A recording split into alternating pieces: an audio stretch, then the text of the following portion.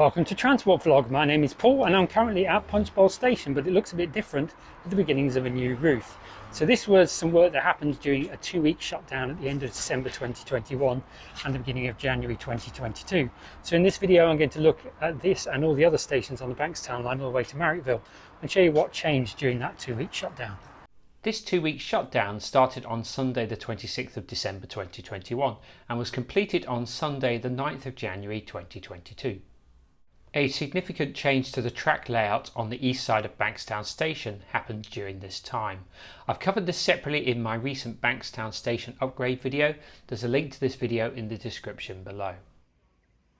This update will be quite brief and will assume that you've already watched my 2 Sydney Metro Bankstown Line upgrade videos from last year. If you haven't, then do watch these videos first, otherwise this video may not make complete sense to you. Links to these videos are in the description below. Let's kick off with Punchbowl Station.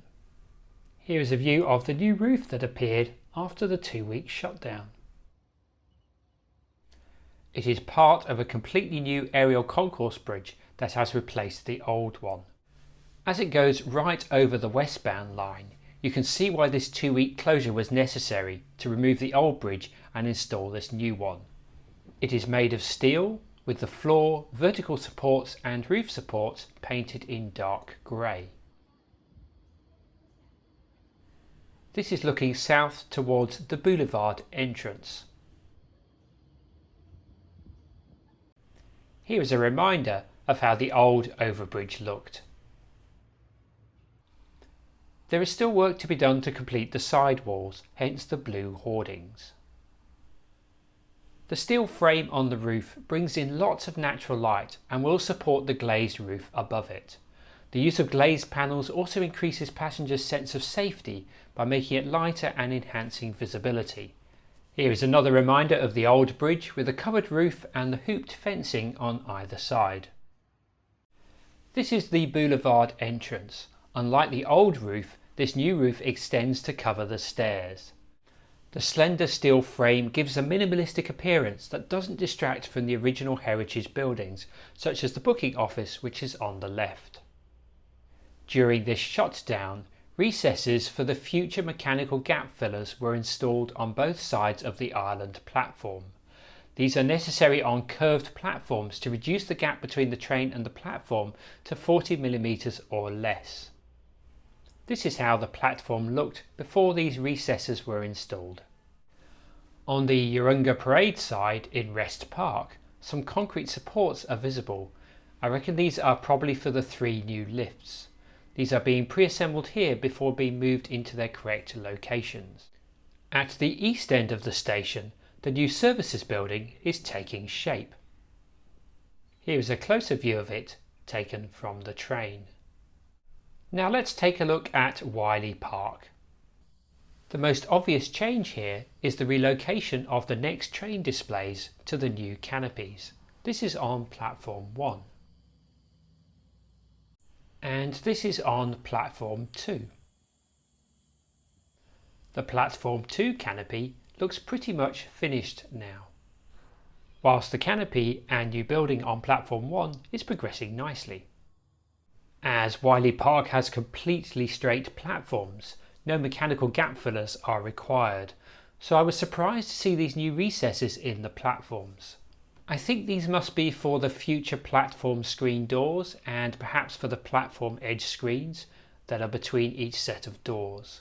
If so, this is the only station that has these new recesses so far. Now on to Lakemba.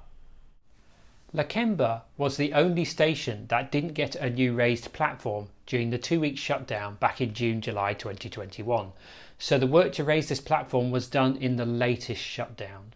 Just like at the other stations on the Bankstown Line, not all of the platform was raised. It was just enough to accommodate a 6-car metro train. You can see where the raised platform ends here. This is at the east end of the station.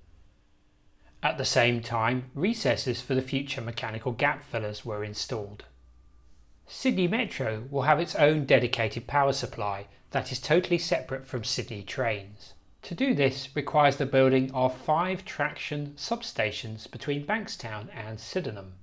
The first one, just west of Punchbowl Station, is still at the very early stages of construction, but this one, just east of Lakemba, is coming along quite nicely. Let's take a look. Here it is on the south side of the line.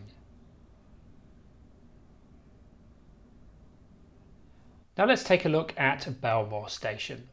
The main thing here is the installation of the recesses for the future mechanical gap fillers. I talked about these more in my Marrickville to Campsie Sydney Metro update video. And the services building on the east side of the station is progressing well. Here is a view of it from the train.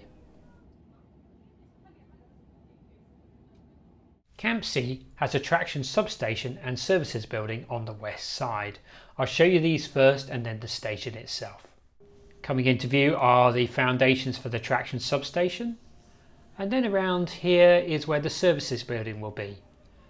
And now coming into the platform, and you can see the newly installed mechanical gap filler recesses.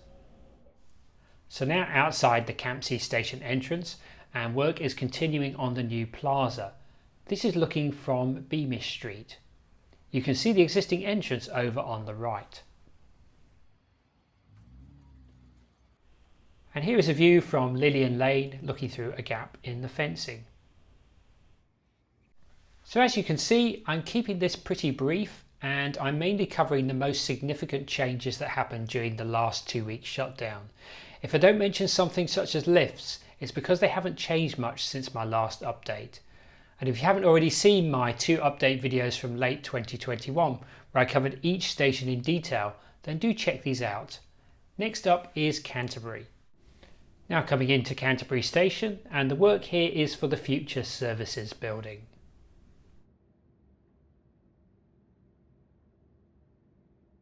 No significant changes here.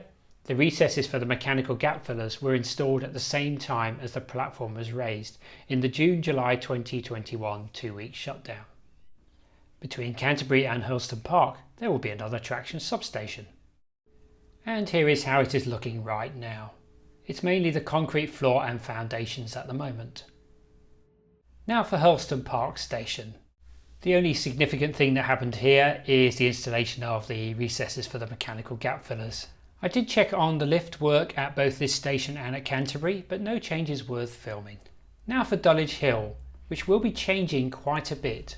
The main work here is to build an aerial concourse from the light rail entrance, which is on the left, to the island platform, and then to a new entrance on Ewart Lane.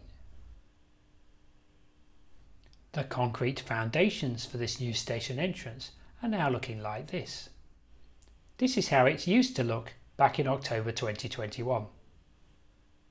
For the new Ewart Lane entrance on the right, the lift will be on the west side, which is this side, with the stairs and entrance on the other side. On the island platform, work continues to build the new lift and supports for the aerial concourse.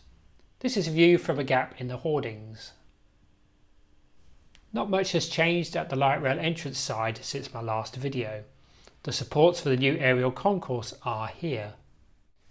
As you have probably guessed, recesses for the future mechanical gap fillers have been installed here as well. This is the kind of work that you can only do when the line is closed for an extended period of time.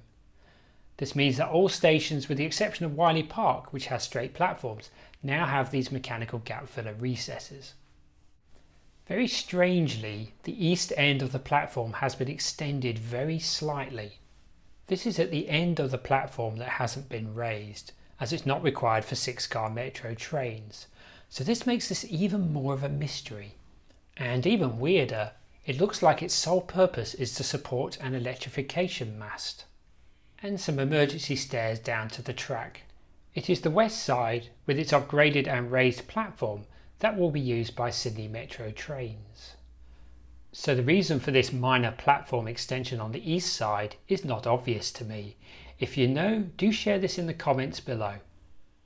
So after Dulwich Hill, there will be another substation. It's interesting that all 5 of the substations are on the south side of the rail corridor.